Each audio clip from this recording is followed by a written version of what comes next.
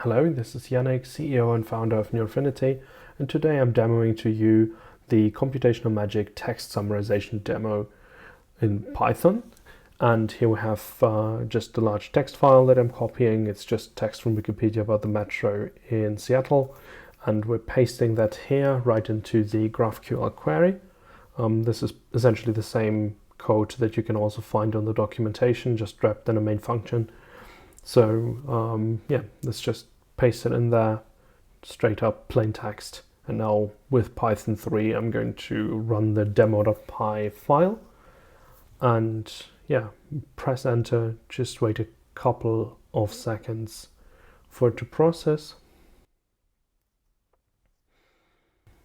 And then we should get the result. Of course, one important aspect, never tell anybody your API key. Yeah, and here we get the result already. You can read the monorail is an elevated saddle beam monorail line in Seattle, Washington.